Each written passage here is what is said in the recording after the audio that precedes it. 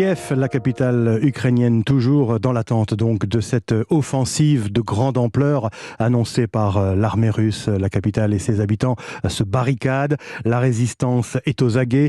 Plus les heures passent et plus on sent que la situation peut basculer à tout instant. On va retrouver sur place Nicolas Teneff, l'envoyé spécial d'Europe 1. Bonjour Nicolas. Bonjour Lionel, bonjour à tous. Alors vous êtes donc à Kiev depuis hier dans une capitale, on peut dire aux allures de ville morte, hein, Nicolas, dans un calme angoissant avant la tempête militaire. Oui, ce qu'il faut s'imaginer, c'est qu'un dimanche normal à Kiev, c'est un centre-ville piétonnier avec des vagues de passants entre des dizaines de terrasses. Et là, c'est cette avenue Hléchiatyk, les Champs-Élysées donc de Kiev, qui ressemble à une autoroute abandonnée, une espèce de couloir devant. Il y a les checkpoints aux entrées, des soldats qui bloquent des rues, des herses, des obstacles anti-chars. Toutes les images de la guerre donc, qui se sont installées dans le centre-ville, mais le son de la guerre, lui, celui des bombardements, ne s'est pas encore installé justement dans le centre. Il y a eu une espèce de déflagration tout à l'heure, mais je ne suis pas capable d'en dire l'origine. Les roulements sourds des explosions, ils se passent aux limites de la ville, là où les forces russes appuient en ce moment pour briser les résistances ukrainiennes et mettre en place l'encerclement qui refermerait la NAS sur la capitale. Alors, je le disais, Nicolas, vous êtes sur place depuis hier, et en arrivant, vous avez croisé des milliers d'habitants embarqués en quelque sorte dans un exode massif pour fuir l'offensive annoncée des forces russes. Oui, et probablement lié à ce que subissent Kharkiv, Kherson ou Mariupol. Les habitants de Kiev s'attendent à ce que la ville soit attaquée de la même façon. Le chauffeur avec lequel j'étais, qui sort régulièrement des personnes âgées de la ville, me disait qu'il n'avait pas vu de telle file de voitures jusqu'à présent, jusqu'à hier. Donc des milliers de véhicules, pare-choc contre pare-choc, dans lesquels s'entassent les familles, les bagages, les provisions, car il y a des heures et des heures d'attente à cause des checkpoints. On voit les mères et les aînés tenter de jouer sur le bas-côté avec les enfants les plus petits, et il faut faire attention aux convois de camions citernes et aux camions militaires qui passent en priorité et qui font que tout le monde aux alentours devienne une cible. Et la dernière raison d'avoir peur pour tous ces gens qui partent, c'est la certitude pour beaucoup de finir les trajets de nuit sous couvre-feu, alors que les soldats et les policiers dans l'obscurité sont encore plus nerveux. Ouais, effectivement, on imagine. Merci Nicolas Teneff, envoyé spécial d'Europe 1 à Kiev. Ce matin, le président ukrainien Volodymyr Zelensky assure que les forces russes s'apprêteraient à bombarder le port d'Odessa sur la mer Noire. Ce serait un crime militaire historique, lance-t-il dans un message vidéo qui a été diffusé sur Internet. Autre sujet d'inquiétude en Ukraine, la situation à Mariupol. Vous savez, ce port situé dans le sud-est du pays.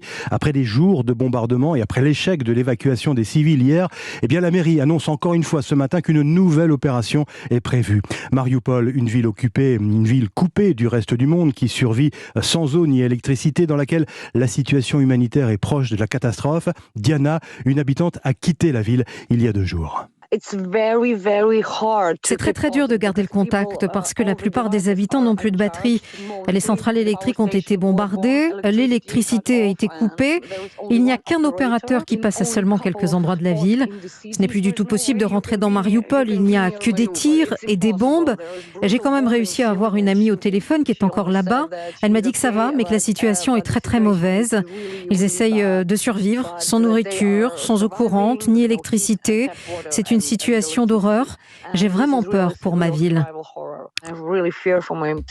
Témoignage de Diana, une habitante de Mariupol, propos recueillis par Thibaut Hu. Bonjour Frédéric Ancel. Bonjour. Docteur en géopolitique, merci d'être en direct sur Europe 1 ce midi pour éclairer nos auditeurs. Première question Frédéric Ancel, tout simplement quelle analyse faites-vous des derniers événements, notamment à Kiev, qui pour l'instant résistent finalement ? Alors, Kiev résiste parce que tout l'effort militaire de Poutine ne se reporte pas pour l'instant sur la ville. Parce qu'en réalité, s'il avait décidé de conquérir la ville, évidemment, la résistance de l'armée ukrainienne, si vaillante soit-elle, n'y pourrait rien en réalité. Donc je pense que Kiev, pour l'instant, est surtout un objectif politique. C'est-à-dire que le régime de Poutine, et il le dit depuis de très nombreuses années, sans doute d'ailleurs ne l'avons pas suffisamment écouté, à ce niveau-là, diabolise le régime de M. Zelensky, le nazifie, bref. Donc il est assez inimaginable que la guerre s'arrête dans quelques jours, quelques semaines, sans que Poutine n'ait obtenu à Kiev, donc le siège du gouvernement et de l'Assemblée, donc le siège du régime ONU, au moins quelque chose. Et vraisemblablement, au moins l'exil ou la chute de ce régime. En revanche, sur le plan militaire, au sud du pays, ça a été très très bien dit et rappelé par vos correspondants. Là, pour le coup, on a un objectif stratégique, tactique et stratégique extrêmement clair, c'est de relier la Crimée au Donbass. Que veut dire cette menace de Vladimir Poutine, Frédéric Ancel, concernant l'Ukraine qui perdrait son statut d'État? Qu'est-ce que ça veut dire, ça? Ah ben, ça signifie une annexion. Ça signifie que l'Ukraine n'a jamais été considérée par Vladimir Poutine comme un État devant être indépendant. Ça fait 22 ans qu'il est au pouvoir, ça fait 22 ans qu'il nous dit, et je le cite, mot pour mot, la chute de l'URSS a été la pire catastrophe géopolitique du XXe siècle. Fin de citation. Donc quand vous êtes au pouvoir et que vous considérez, à tort ou à raison, sans doute c'est-il un peu trompé d'ailleurs, mais en tout cas, à tort ou à raison, lorsque vous avez les leviers du pouvoir, eh bien, s'il y a eu catastrophe géopolitique, qu'est-ce que vous faites? Vous réparez. Vous réparez. À votre profit, bien évidemment. Autrement dit, au profit de la Grande Russie. Donc, contre quoi? Contre l'indépendance de l'Ukraine, dont il faut bien comprendre que pour les nationalistes russes, c'est à la fois le berceau, non seulement de la Grande Russie, de l'orthodoxie, qui est un peu la religion nationale de la Russie, mais aussi sur le plan géographique, une part très importante de ce qu'on appelle, nous, l'étranger proche. Donc à tous ces niveaux-là, pour Poutine, il est très clair qu'à terme, de toute façon, l'Ukraine n'a absolument pas vocation à être indépendante. Ce qui veut dire que l'offensive, ce qui veut dire que les opérations militaires, comme on dit en Russie, vont se poursuivre forcément. Merci infiniment,